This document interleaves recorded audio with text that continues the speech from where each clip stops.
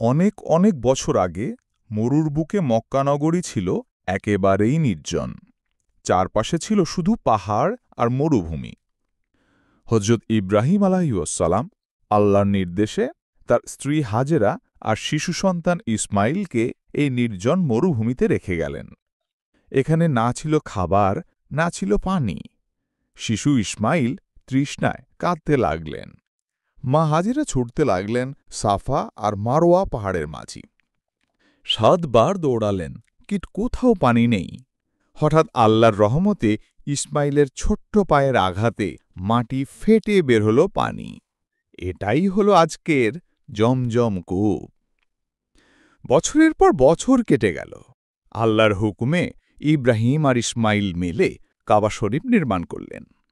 তারা কালো পাথরের ঘর তৈরি করে দোয়া করলেন, হে আল্লাহ, এই ঘরকে নিরাপত্তার ঘর বানাও আর এখানকার মানুষকে হেদায়েত দাও। কাবার এক কোণে বসানো হল আসমান থেকে নাজিল হওয়া হজবে আসওয়াদ, কালো পাথর। পরে মক্কার মানুষ আল্লাহর ইবাদত ভুলে গিয়ে মূর্তি পূজা শুরু করল। তখন আল্লাহ পাঠালেন সর্বশেষ নবী হযরত মুহাম্মদ সাল্লাল্লাহু আলাইহি ওয়াসাল্লাম। নবীজি মানুষকে এক আল্লাহর ইবাদতের দিকে আহ্বান করলেন।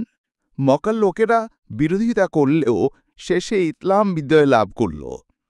মক্কা বিজয়ের দিনে নবীজি কাবা শরীফে প্রবেশ করে সব মূর্তি ভেঙে ফেললেন। তিনি বললেন, সত্য এসতে আর মিথ্যা বিলীন হয়েছে। এরপর থেকে কাবা শরীফ পৃথিবীর সব মুসলমানের জন্য ঐক্যের প্রতীক। আজও কোটি কোটি মানুষ হজ ও ওমরা করতে এসে কাবার চারপাশে তাওয়াফ করেন, নামাজ পড়ে আর দোয়া করে। প্রিয় দর্শক, কাবা শরীফ শুধু একটি ঘর নয়, এটি আমাদের ঈমানের কেন্দ্রবিন্দু। পৃথিবীর যেখানেই মুসলমান থাকুক, সবাই এখানেই মুখ করে নামাজ পড়ে।